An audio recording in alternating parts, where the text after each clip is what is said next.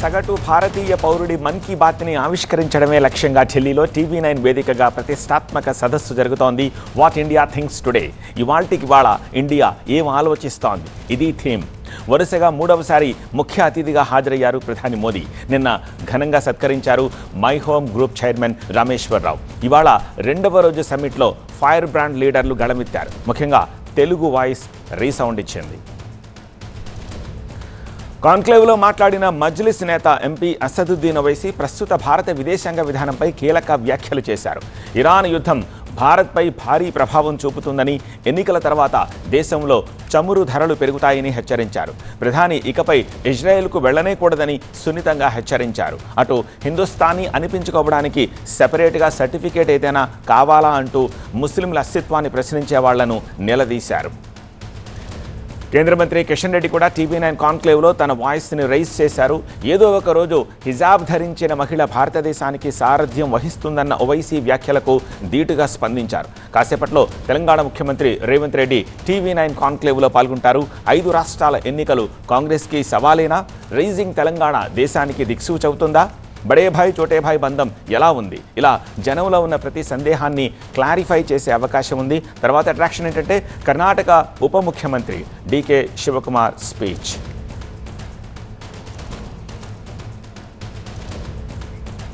Conclave updates అందించేందుకు ఢిల్లీ నుంచి మా ప్రతినిధి గోపి సిద్ధంగా ఉన్నారు. Gopi, TV9 conclave Day 2 highlights ఇంకా ఏమున్నాయి? ఎస్ సార్, ఎంతో ఘనంగా వైభవంగా TV9 what India thinks today conclave రెండో రోజు కూడా కొనసాగుతోంది. ఈరోజు అసదుద్దీన్ ఓవైసీ, అలాగే కిషన్ రెడ్డి, ఇటు మోహన్ యాదవ్ మధ్యప్రదేశ్ ముఖ్యమంత్రి, అలాగే ఇప్పుడు మరి కాసేపట్లో తెలంగాణ ముఖ్యమంత్రి రేవంత్ రెడ్డి కూడా ఈ సదస్సులో పాల్గొనబోతున్నారు. ముఖ్యంగా భారతదేశం ప్రపంచం అన్న ఇతివృత్తంతో ఈ సదస్సు సాగుతోంది. వికసిత్ భారత్ లక్ష్యంగా ముఖ్యంగా ఎటువంటి ముఖ్యంగా సంస్కరణలతో దేశం ముందుకెళ్ళాలి అన్న అంశాలకు సంబంధించి రాజకీయ నేతలు, ప్రముఖులు, అలాగే గాయకులు వారి అభిప్రాయాల్ని ఇటు TV9 వేదికగా ముఖ్యంగా ప్రపంచం ముందు ఉంచుతున్న పరిస్థితి ఉంది. సో ఈరోజు కూడా అనేక మంది ప్రముఖులు ముఖ్యంగా వారి అభిప్రాయాలను TV9 what India thinks today సదస్సు సందర్భంగా పంచుకోవడం జరిగింది. అసదుద్దీన్ ఓవైసీ దేశంలో ఉన్న పరిస్థితులకు సంబంధించిన అంశాలని ప్రస్తావించారు. అలాగే కాసేపటి క్రితం కేంద్ర మంత్రి కిషన్ రెడ్డి కూడా అసద్ లేవనెత్తిన అంశాలకు సంబంధించి కానీ, రాహుల్ గాంధీకి కౌంటర్స్ ఇవ్వడం కానీ, ఇటు ఏ విధంగా దేశం ఆత్మనిర్భర భారత దిశగా ముందుకెళ్తుంది, మోడీ నాయకత్వంలో ఇటు వికసిత్ భారత్ లక్ష్యాన్ని చేరువయ్యేందుకు ఎటువంటి సంస్కరణలతో ముందుకెళ్తుందన్న అంశాలని ఆయన కూడా ప్రస్ఫుటించడం జరిగింది. ఆయన మినిస్ట్రీకి సంబంధించిన అంశాలను వెల్లడించారు. అలాగే కాసేపట్లో రేవంత్ రెడ్డి కూడా ముఖ్యంగా ఈ 5 రాష్ట్రాల ఎన్నికలు, అలాగే కాంగ్రెస్ తెలంగాణలో ప్రభుత్వ పాలన సహా అనేక అంశాలకు సంబంధించి దేశంలో ప్రజాస్వామ్యత అంశాలకు సంబంధించి ఏవైతే విపక్షాలు లేవనెత్తున్న అంశాలు ఉన్నాయో వాటికి సంబంధించి కూడా రేవంత్ రెడ్డి స్పందించే అవకాశం ఉంది. వీటితో పాటుగా ముఖ్యంగా క్రికెటర్స్, అలాగే గాయకులు, వివిధ రంగాలకు సంబంధించి సర్కస్ చునార్ పాటకు సంబంధించి గాయకులకు సంబంధించి ప్రస్తుతం సమాజంలో ఇటువంటి పాటలు ఎటువంటి ప్రభావాన్ని చూపుతాయి అన్న అంశాలకు సంబంధించి కూడా గాయకులు తమ అభిప్రాయాన్ని వెల్లడించడం జరిగింది. సో ఈరోజు సెకండ్ డే, ఈరోజుతో ఈ సదస్సు కన్క్లూడ్ అవ్వడం జరుగుతుంది. ముఖ్యంగా భారత్ని విశ్వగురువుగా నిలపడంలో ఎటువంటి ఆలోచనలతో దేశం ముందుకెళ్ళాలి, అలాగే వికసిత్ భారత్ లక్ష్యంగా ఎటువంటి అంశాలు ముఖ్యంగా దోహదపడతాయి, రాష్ట్రాల అభివృద్ధి దేశాభివృద్ధికి ఏ విధంగా తోడ్పడుతుంది, దేశాభివృద్ధి ఆర్థికాభివృద్ధి ఏ విధంగా ముందుకు సాగుతున్న అంశాలకు సంబంధించి ఇటు ముఖ్యమంత్రి రేవంత్ రెడ్డి, అలాగే DK శివకుమార్ కర్ణాటక ఉప ముఖ్యమంత్రి, ఇటు మధ్యప్రదేశ్ ముఖ్యమంత్రి, ఈ విధంగా పంజాబ్ ముఖ్యమంత్రి భగవంత్ మాన్, ఈ విధంగా వివిధ రాష్ట్రాలకు సంబంధించిన ముఖ్యమంత్రులతో నిన్న ప్రధాని నరేంద్ర మోడీ వికసిత్ భారత్ లక్ష్యంతో పాటుగా దేశం ఏ విధంగా అభివృద్ధి పదంలో ముందుకెళ్తుందన్న అంశానికి సంబంధించి TV9 what India thinks today కాంక్లేవ్లో మాట్లాడడం జరిగింది. అలాగే కేంద్ర మంత్రులు పీయూష్ గోయల్, జ్యోతిరాదిత్య సింధియా, అలాగే చాలామంది నేతలంతా కూడా ఈ సదస్సుకు హాజరై తమ అభిప్రాయాల్ని పంచుకోవడం జరిగింది. సో ఈ రోజుతో ఈ సదస్సు ముగుస్తుంది. మరి కాసేపట్లోనే సీఎం రేవంత్ రెడ్డి పాల్గొనబోతున్నారు. రైట్ గోపి. విజయవాడ నోవోటెల్ వేదికగా జరిగిన జనసేన LP సమావేశంలో ఆ పార్టీ అధినేత పవన్ కళ్యాణ్, ఎమ్మెల్యేలు, నేతలు పలు కీలక అంశాలపై చర్చించారు. ముఖ్యంగా కూటమిలో భాగమైన టీడీపీతో సమన్వయం విషయంలో కొన్ని సమస్యలు ఉన్నాయని పవన్ కళ్యాణ్ దృష్టికి తీసుకువెళ్లారు ఆ పార్టీ ఎమ్మెల్యేలు, నేతలు. టీడీపీ ఎమ్మెల్యేలు ఉన్న నియోజకవర్గాల్లో జనసేనకు తగిన ప్రాధాన్యం దక్కడం లేదని అసంతృప్తి వ్యక్తం చేశారు. టీడీపీ ఎమ్మెల్యేలు ఉన్న చోట జనసేనకు న్యాయం జరగడం లేదన్నారు ఎమ్మెల్యే బొలిశెట్టి శ్రీనివాస్. CMRF చెక్కులు, ఇతర అంశాల్లోనూ జనసేన పార్టీకి అన్యాయం జరుగుతోందని తెలిపారు. జనసేన ఎమ్మెల్యేలు ఉన్న నియోజకవర్గాల్లో తాము టీడీపీకి ప్రాధాన్యం ఇస్తున్నప్పటికీ తమకు అదే స్థాయి గౌరవం దక్కడం లేదని బొలిశెట్టి శ్రీనివాస్ చెప్పుకొచ్చారు. అయితే పై స్థాయిలో సీఎం చంద్రబాబు, లోకేష్ సహకారం ఉన్నప్పటికీ కింది స్థాయిలో అది సరిగ్గా అమలు కావడం లేదన్నారు.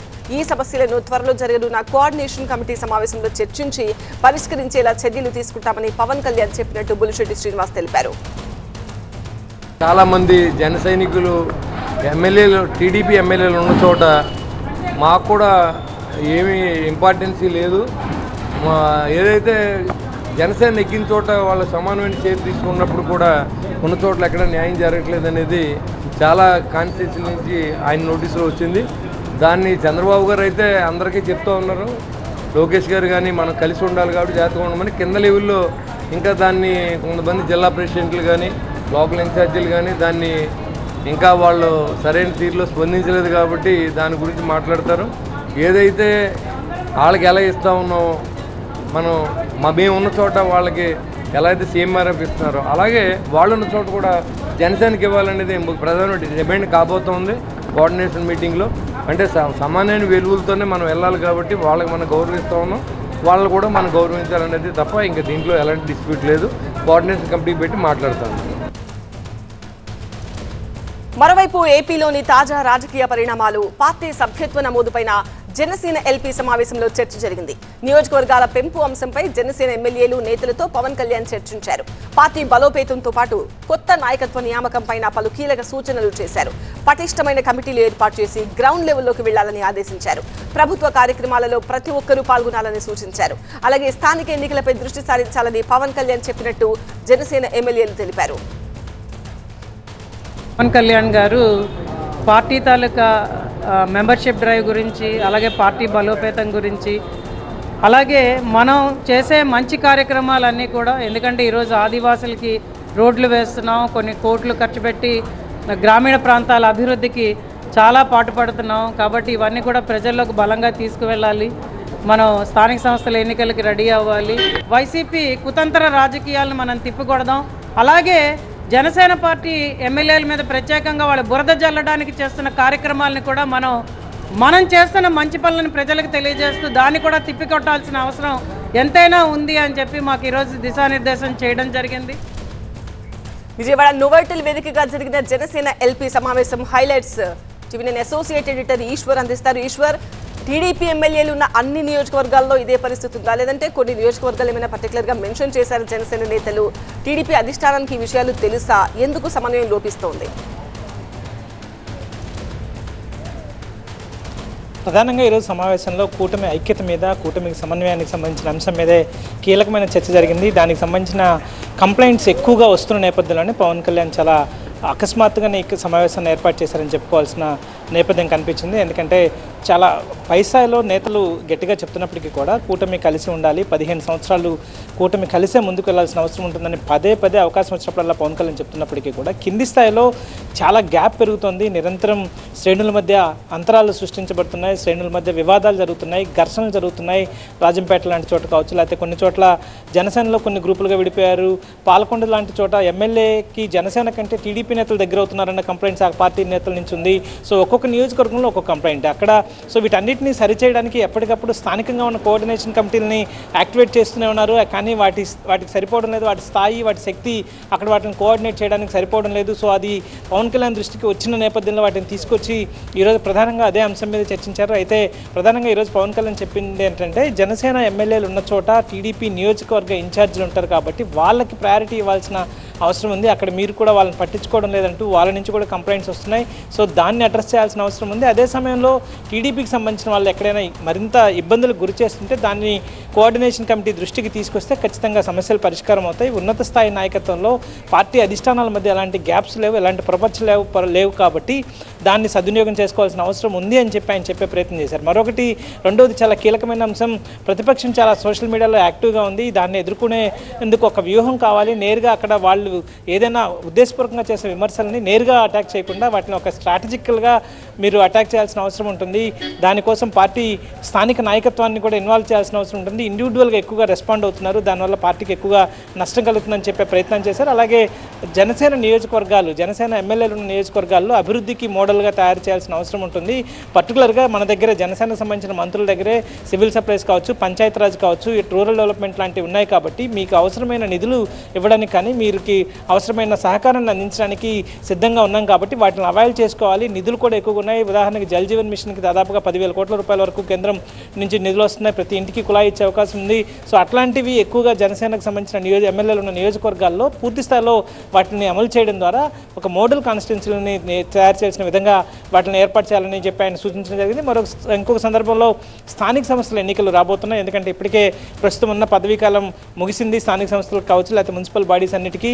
సో వాటి స్థానంలో మళ్ళీ ఎలక్షన్స్ జరగబోతున్నాయి. ప్రస్తుతం స్పెషల్ ఆఫీసర్ల పాలనలో అన్నీ నడుస్తున్నాయి. సో ఎన్నికలు జరుగుతున్నాయి కాబట్టి మరొకసారి పార్టీ ఆర్గనైజేషన్ని చాలా స్ట్రక్చరల్గా చేంజెస్ తీసుకురావాల్సిన అవసరం ఉంటుంది. ఇప్పటికే దానికి సంబంధించి మొదటి దశలో సభ్యత నమోదు కార్యక్రమం దిగ్విజయంగా పూర్తయింది. దాదాపుగా ఈ రోజుతో అది చివరి దశకి చేరుకుంది. దాదాపు 15 లక్షల వరకు సభ్యత నమోదు వరకు పూర్తి చేయగలిగారు. కానీ వాటిని ఎఫెక్టివ్గా, కన్స్ట్రక్టివ్గా కమిటీలు నియమించుకోవాల్సిన అవసరం ఉంటుంది.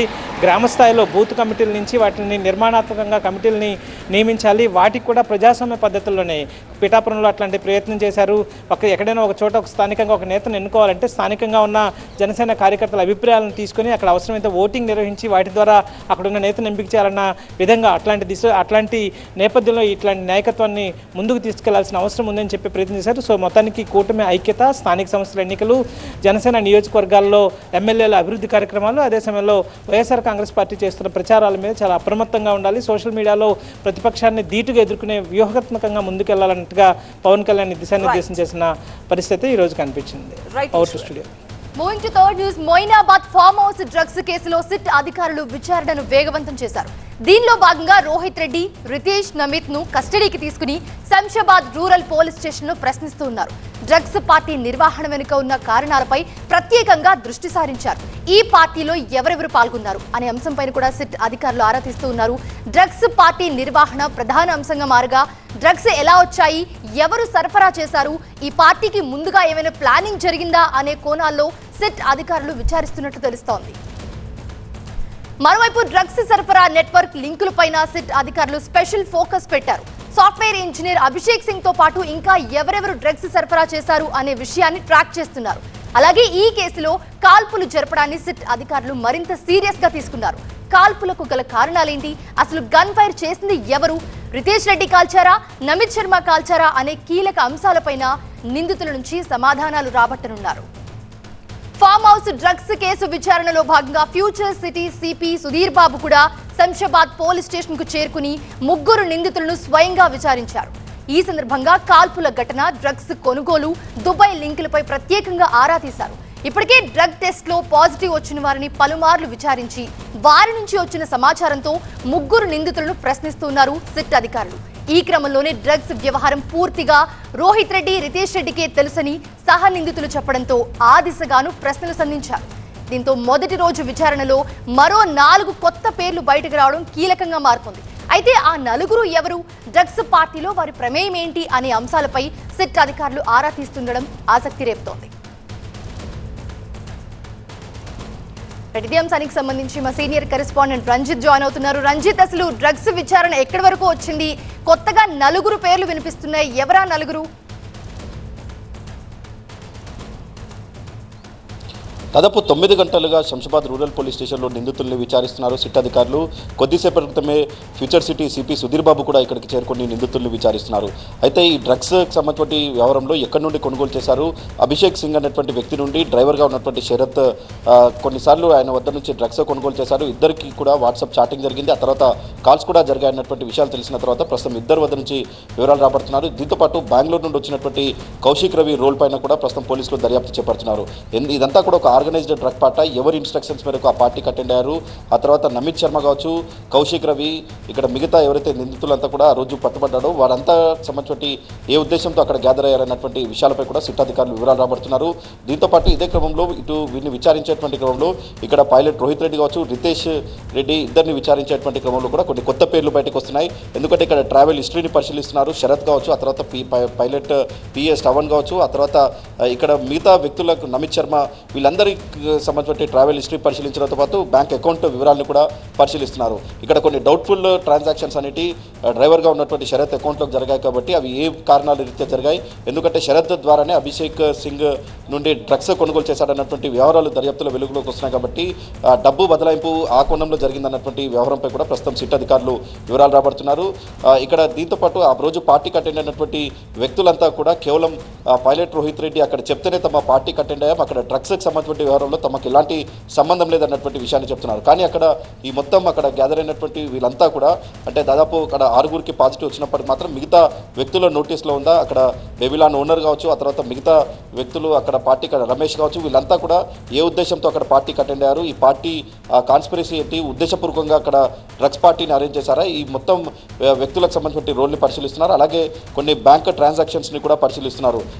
డ్రగ్ పెడ్లర్గా ఉన్నటువంటి అభిషేక్ సింగ్ నుంచి తరచుగా అక్కడ డ్రగ్స్ కొనుగోలు చేయడం కావచ్చు, అదే ఫామ్ హౌస్లో గతంలో అనేక సార్లు పార్టీలు జరిగాయన్నటువంటి అంశాలు ఇప్పుడు దర్యాప్తులో వెలుగులోకి వస్తున్నటువంటి క్రమంలో ఇక్కడ పైలట్ రోహిత్ రెడ్డి కావచ్చు, రితేష్ రెడ్డికి సంబంధించిన పాత్ర, అలాగే డ్రైవర్గా ఉన్నటువంటి శరత్ రోల్ ఏంటి, శరత్కి ఎవరి ఇన్స్ట్రక్షన్స్ మేరకు ఈ డ్రగ్స్ అంతా కూడా ప్రొక్యూర్ చేసుకున్నారు, ఎవరి వద్ద నుంచి కొనుగోలు చేశాడు, ఆ కొనుగోలు చేసినటువంటి డబ్బు డ్రగ్స్కి ఏ రకంగా పేమెంట్ చేశాడు, ఇలాంటి విషయాలపై కూడా ప్రస్తుతం సిట్ అధికారులు వివరాలు రాబడుతున్నారు. దీంతో పాటు ఆ రోజు ప్రధానంగా పోలీసులు వెళ్ళేటువంటి క్రమంలో నమిత్ శర్మ ఫైరింగ్ చేశాడన్నటువంటి విషయాలు తెలుసాయి. కానీ నమిత్ శర్మ మాత్రమే 4 రౌండ్లు కాల్పులు జరిపారా, ఎందుకంటే 4 రౌండ్ల పాటు కాల్పులు జరిపారంటే అక్కడ ఇద్దరు వ్యక్తులకు సంబంధించిన ప్రమాయాన్ని పోలీసులు సస్పెక్ట్ చేస్తున్నారు. కాబట్టి ఇప్పుడు నమిత్ శర్మ కావచ్చు, పైలట్ రోహిత్ రెడ్డి ఇద్దరిని కూడా వేరువేరుగా విచారిస్తున్నారు. మొదటి 2 రౌండ్ల కాల్పుల్లో ఒక వ్యక్తి పాత్ర ఉంటే మరో 2 రౌండ్ల కాల్పుల్లో వేరే వ్యక్తులకు సంబంధించిన ప్రమాయాన్ని సిట్ అధికారులు గుర్తించారు. కాబట్టి రెండో వ్యక్తి ఎవరు కాల్పులు జరిపారన్నటువంటి కోణంలోనే ప్రధానంగా వివరాలు రాబడుతున్నారు. ఒకవైపు డ్రగ్స్కి సంబంధించిన వ్యవహారంలో దర్యాప్తు చేస్తున్నా కానీ ఇక్కడ ఆర్మ్స్ యాక్ట్ కింద ప్రస్తుతం పోలీసులు కూడా కొంత సీరియస్గా దర్యాప్తు చేస్తున్నారు. ఎవరి ఇన్స్ట్రక్షన్స్ మేరకు ఫైరింగ్ చేస్తున్నారు, నమిత్ శర్మ తను ఎవరు చంపాలన్నటువంటి ఉద్దేశం లేదు, అక్కడ రోహిత్ శర్మ అక్కడ ఏదైతే రోహిత్ రెడ్డి ఇచ్చినటువంటి ఇన్స్ట్రక్షన్స్ మేరకు అక్కడ కాల్పులకు పాల్పడ్డారన్నటువంటి విషయం చెప్తున్నారు. కాబట్టి ఇప్పుడు రోహిత్ రెడ్డి కూడా రెండోసారి జరిపినటువంటి రౌండ్లో కాల్పుల్లో ఆయన ఇన్వాల్వ్మెంట్ ఏమైనా ఉందన్నటువంటి కోణంలో కూడా దర్యాప్తు చేపడుతున్నారు. అలాగే FSLకి సంబంధించిన ప్రిలిమినరీ రిపోర్ట్ వస్తే కూడా అక్కడ ఈ బ్యాలిస్టిక్ ఎవాల్యూషన్ ద్వారా కూడా ఆ గన్ని ఎంతమంది వాడారన్నటువంటి వ్యవహారంలో కూడా ఫర్దర్గా సిట్ అధికారులకు క్లారిటీ వచ్చేటువంటి అవకాశాలు కనిపిస్తున్నాయి. మొదటి రోజు సిట్ ఎంక్వైరీలో 4 కొత్త పేర్లు తెలిసాయి కాబట్టి ఆ 4 వ్యక్తులకు సంబంధించిన ప్రమాయంపై కూడా ప్రస్తుతం సిట్ అధికారులు దర్యాప్తు చేపడుతున్నారు. Right, thanks for the beats Ranjith. ఇక విజయవాడలో టెర్రర్ లింక్స్ తీవ్ర కలకలం రేపుతున్నాయి. విజయవాడలో రెహమతుల్లా షరీఫ్, మహమ్మద్ డానిష్, మీర్జా సోహెల్ బేగ్ అనే 3 యువకుల్ని కౌంటర్ ఇంటెలిజెన్స్ విభాగం అరెస్ట్ చేయడం సంచలనం సృష్టించింది. ఈ 3పై ఉప ఐటీ చట్టం కింద కేసులు నమోదు చేశారు పోలీసులు. విజయవాడ ప్రభుత్వ ఆసుపత్రిలో వైద్య పరీక్షల తర్వాత రిమాండ్కు తరలించారు. దీంతో 3కి విజయవాడ కోర్టు ఏప్రిల్ 6 వరకు రిమాండ్ విధించింది. 3 నిందితుల నుంచి ఎలక్ట్రానిక్ పరికరాలు, మొబైల్ ఫోన్లు స్వాధీనం చేసుకున్నారు పోలీసులు. BNX అనే గ్రూప్ ద్వారా ఉగ్ర కార్యకలాపాల విస్తరణకి సిద్ధమైనట్లు గుర్తించారు. దేశంలోని వివిధ ప్రాంతాలకు చెందిన వారితో ఈ 3 గ్రూపులు ఏర్పాటు చేసి పనిచేస్తున్నట్లుగా పోలీసులు గుర్తించడం షాక్ ఇస్తోంది. దీంతో పలు రాష్ట్రాలకి ప్రత్యేక బృందాల్ని పంపి బెజవాడ టెర్రర్ బ్యాచ్తో టచ్లో ఉన్న వారి కోసం వేట కొనసాగిస్తున్నారు. మరోవైపు దేశంలో ఎక్కడ ఉగ్రజాడలు వెలుగులోకి వచ్చినా వాటి లింక్లు హైదరాబాద్లో బయటపడడం కామన్గా మారింది. ఈ క్రమంలోనే విజయవాడ టెర్రర్ లింక్స్కి హైదరాబాద్కి కనెక్ట్ అయినట్లు పోలీసులు గుర్తించారు. విజయవాడలో అరెస్ట్ అయిన 3 యువకులకి హైదరాబాద్కి చెందిన సైదా బేగంతో సంబంధాలున్నట్లు అనుమానిస్తున్నారు. అందుకు తగ్గట్లే బెజవాడ నిందితుల సోషల్ మీడియా పోస్టుల వెనుక కీలక సూత్రధారి సైదా బేగం అని తేల్చారు. ప్రస్తుతం పరారీలో ఉండటంతో ఆమె కోసం పోలీసులు గాలిస్తున్నారు. ఇదే అంశానికి సంబంధించి మనకి పూర్తి అప్డేట్స్ అందించడానికి మా ప్రతినిధి వసంత్ సిద్ధంగా ఉన్నారు. వసంత్, విజయవాడ టెర్రర్ లింక్స్ కేసుకు సంబంధించిన లేటెస్ట్ అప్డేట్స్ ఏంటి? పోలీసులు ఏం చెప్తున్నారు? ఇన్వెస్టిగేషన్లో ఏం తెలియదు? సో ఇప్పటికే సుహేల్ బేగ్ కావచ్చు, డానిష్ అలాగే షరీఫ్ 3ని కూడా పోలీసులు అరెస్ట్ చేశారు, రిమాండ్కు తరలించారు. కోర్టులో హాజరుపరిచి ఏప్రిల్ 6వ తేదీ వరకు కూడా ఇప్పటికే కోర్టు రిమాండ్ అయితే విధించింది. సో ప్రస్తుతం ఈ టెర్రర్ లింక్స్ వ్యవహారంలో చాలా సీరియస్గా కూడా దర్యాప్తు కొనసాగుతుంది. ఇప్పటివరకు పోలీసులకు అందినటువంటి సమాచారం ప్రకారం 6 రాష్ట్రాలతోటి ప్రస్తుతం ఈ ముగ్గురు యువకులు కూడా టచ్లో ఉన్నట్టు కూడా పోలీసులు గుర్తించారు. ఇటు వెస్ట్ బెంగాల్, రాజస్థాన్, బీహార్తో పాటు కర్ణాటక, పొరుగునున్నటువంటి హైదరాబాద్ నుంచి మొత్తం కేంద్రంగానే ఈ వ్యవహారాన్ని నడిపించినట్టు కూడా గుర్తించారు. అయితే హైదరాబాద్ చెందినటువంటి సయీదా బేగం అనేటువంటి యువతి ప్రస్తుతం వీరికి టచ్లో ఉంది. ప్రస్తుతం 6 బృందాలు మొత్తం కూడా ఆయా రాష్ట్రాలకు వెళ్ళి వీరితో ఎవరెవరు టచ్లో ఉన్నారు, అసలు ఎక్కడి నుంచి మొత్తం వ్యవహారం నడిపిస్తారని కూడా దర్యాప్తు చేస్తున్నారు. ప్రస్తుతం వీరు ముగ్గురు కూడా IQIS, ISISకి సంబంధించిన నిషేధిత ఉగ్రవాద సంస్థకు సంబంధించిన కార్యకలాపాలను ఇటు విజయవాడ కేంద్రంగా విస్తరించేందుకు ప్రయత్నాలు చేస్తున్నారని ప్రధానంగా పోలీసులు ఆరోపిస్తున్నారు. ఇప్పటికే రిమాండ్ రిపోర్ట్లో కావచ్చు, ఎఫ్ఐఆర్లో కూడా ఇదే అంశం చాలా క్లియర్గా కూడా మెన్షన్ చేశారు. బెనెక్స్ అనేటువంటి ఒక గ్రూప్ ద్వారా మొత్తం కార్యకలాపాలను విస్తరించడం, అలాగే ఏవైతే ఉగ్రవాద భావజాలం ఉందో వాటిని యువతలోకి నూరిపోయడంతో పాటుగా సోషల్ మీడియా పోస్టింగ్ల ద్వారా యువతను ఆయా సంస్థలకు దగ్గర చేసే ప్రయత్నంలో భాగంగానే వీరు పనిచేస్తున్నట్టుగా పోలీసులు చెబుతున్నారు. ప్రస్తుతం వీరు ముగ్గురిని విచారించినటువంటి క్రమంలో వారి నుంచి ఎలక్ట్రానిక్ డివైజెస్తో పాటుగా మొబైల్ ఫోన్స్, అలాగే వారి నుంచి కొన్ని పెన్ డ్రైవ్లు కూడా స్వాధీనం చేసుకున్నారు. అయితే పోలీసులు వెళ్ళినటువంటి క్రమంలో కూడా తాను పెట్టినటువంటి సోషల్ మీడియా పోస్టుల కారణంగానే తమ వద్దకు వచ్చారంటూ కూడా ముగ్గురు యువకులు కూడా చెప్పినట్టుగా తెలుస్తూ ఉంది. అయితే ఈ వ్యవహారంలో ఇప్పటికే పోలీసులు చాలా సీరియస్గా దర్యాప్తు చేస్తూ ఉన్నారు. ఎవరు ఈ సయాదా బేగం, అలాగే బీహార్ నుంచి ఎవరైతే ఒక వ్యక్తి, ఇటు పాకిస్తాన్ నుంచి ఇంకొకరు హ్యాండ్లర్గా ఉన్నటువంటి వారు ఉన్నారో వారే సయాదా బేగంని ఈ ముగ్గురు యువకులకి కూడా పరిచయం చేసినట్టుగా తెలుస్తుంది. వీరంతా వాట్సాప్, టెలిగ్రామ్, అలాగే ఇన్స్టాగ్రామ్ వేదికగానే మొత్తం వ్యవహారాన్ని నడుపుతున్నట్టు కూడా పోలీసులు గుర్తించారు. ప్రస్తుతం ఈ వ్యవహారం పైన పోలీసులు సీరియస్గా అయితే దర్యాప్తు చేస్తూ ఉన్నారు. Right, thank you Vasanth. Andhra Pradesh పారిశ్రామిక రంగంలో మరో చరిత్రాత్మక అడుగు పడింది. అనకాపల్లి జిల్లా నక్కపల్లి మండలంలో Arcelor Mittal Nipun steel India సంస్థ భారీ ఉక్కు కర్మాగారాన్ని ఏర్పాటు చేస్తోంది. Integrated green field steel plant project కోసం మొదటి విడతలో ఏకంగా 70,000 కోట్ల రూపాయలని ఖర్చు చేస్తున్నారు. సోమవారం ఈ ప్లాంట్ నిర్మాణానికి శంకుస్థాపన చేశారు. జపాన్కి చెందిన నిపున్ స్టీల్ సంస్థతో కలిసి ఆర్సిలార్ మిట్టల్ సంస్థ జాయింట్ వెంచర్గా అనకాపల్లి జిల్లాలో స్టీల్ ప్లాంట్ని నెలకొల్పుతోంది.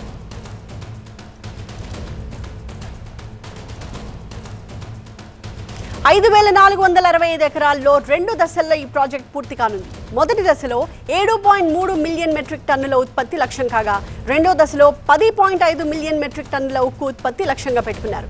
ప్రాజెక్టులో భాగంగా 2 దశల్లో మొత్తం 1,36,000 కోట్ల పెట్టుబడులు పెడతారు. రాష్ట్ర చరిత్రలోని అతిపెద్ద పారిశ్రామిక పెట్టుబడిలో ఒకటి ఈ పరిశ్రమ. స్టీల్ ప్లాంట్కి అనుబంధంగా 50 మిలియన్ మెట్రిక్ టన్నుల సామర్థ్యంతో 316 ఎకరాల్లో క్యాప్టివ్ పోర్ట్ని కూడా ఏర్పాటు చేస్తారు.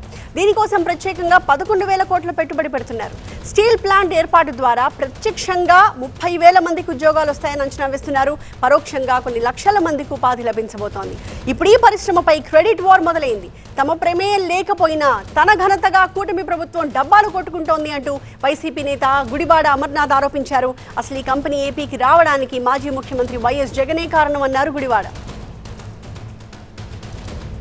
మనం సాధించలేనటువంటి ఘనత గురించి, మనం చేయనటువంటి పనుల గురించి కూడా మనమే చేసినట్టుగా ఇలా చెప్పుకోవచ్చు అనేటువంటి దానికి నిన్నటి కార్యక్రమం ఒక ఉదాహరణ. ఆర్సిలర్ మిట్టల్ నిపాన్ స్టీల్ అనేటువంటి సంస్థని ఈ రాష్ట్రానికి తీసుకురావడానికి, ఆ సంస్థ ఈ రాష్ట్రంలో వచ్చి పెట్టుబడులు పెట్టడానికి దానికి ఆజ్యం పోసింది, పునాదులు వేసింది 2022 సంవత్సరంలో అప్పటి ముఖ్యమంత్రిగా ఉన్నటువంటి వైఎస్ జగన్మోహన్ రెడ్డి గారు అనేటువంటి విషయాన్ని ఒకసారి ఈ సందర్భంగా మా ప్రతినిధి ఖాజాతో మాట్లాడదాం దీని గురించి. ఖాజా, సో గుడివాడ అమర్నాథ్ చెప్తున్నట్టుగా తాము దీనికి ముందుకు రావడానికి, ఇంత పెద్ద ప్రతిష్టాత్మకమైన ప్రాజెక్ట్ ఏర్పడడానికి కారణమైతే కూటమి ప్రభుత్వం మాత్రం తమ ఖాతాలో వేసుకుంటోందని, మరి టీడీపీ ప్రభుత్వం దీనికి సంబంధించి ఏ రకంగా కౌంటర్ ఇస్తోంది?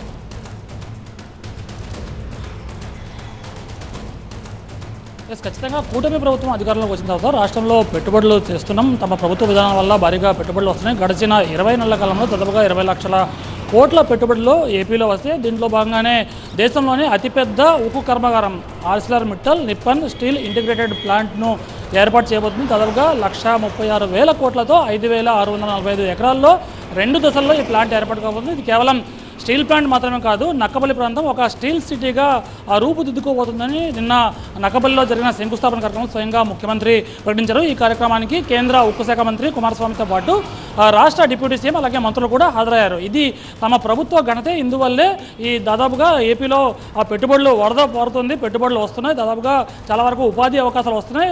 తాము ఎన్నికల ముందు ఇచ్చిన హామీ ప్రకారమే 20 లక్షల మందికి ఉద్యోగాలు ఇవ్వాలనే లక్ష్యంగా చేసుకొని తమ అడుగులు పడుతున్నాయని ప్రభుత్వ పెద్దలు చెబుతూ వచ్చారు. అయితే గత ప్రభుత్వంలో చేసిన ప్రయత్నాలు, అప్పటి ఒప్పందాల ప్రకారమే ఇప్పుడు ఈ ప్రభుత్వ హయాంలో పరిశ్రమలు వస్తున్నాయన్నది వైసీపీ చెబుతున్నమాట. ఇందులో భాగంగానే గతంలో భోగాపురం ఎయిర్పోర్ట్ అలాగే ఉత్తరాంధ్ర కీలక ప్రాజెక్టులైన ఈ గూగుల్ డేటా సెంటర్ పాటు తాజాగా ఇప్పుడు నక్కపల్లిలో ఏర్పాటు కాబోయే ఆర్సిఆర్ మిట్టల్ నిప్పన్ స్టీల్ ప్లాంట్ విషయంలో కూడా ఇదే పరిస్థితి చర్చ మొదలైంది. అంటే ఒకవైపు తమ ప్రభుత్వం వచ్చిన తర్వాత అతివేగంగా అనుమతులతో పాటు దానికి సంబంధించిన ఏర్పాట్లు కూడా చేశాం. అందువల్లే ఇప్పుడు గ్రౌండ్ బ్రేకింగ్ సెరమనీకి Arcelor Mittal Nippon steel plant ముందుకు వచ్చిందని ప్రభుత్వ పెద్దలు చెప్తున్నారు. మరోవైపు గతంలోనే అంటే ఈ నిప్పన్ స్టీల్ ప్లాంట్కి గతంలోనే ఆర్సిఆర్ అధినేత ఆదిత్య మిట్టల్తో దావోస్లో 2022లో అప్పటి ముఖ్యమంత్రి జగన్ హయాంలోనే అప్పుడు చర్చలు జరిగాయి. దాని ఫలితంగానే ఇప్పుడు ఆ సంస్థ నక్కపల్లిలో భారీ పెట్టుబడులు అలాగే 1,36,000 కోట్ల రూపాయల పెట్టుబడితో ఈ దేశంలోనే అతిపెద్ద steel plant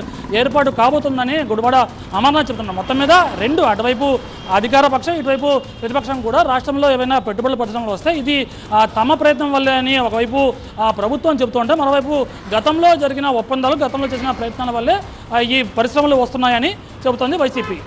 Right, thank you, Kaja. That's all in 5 at 5.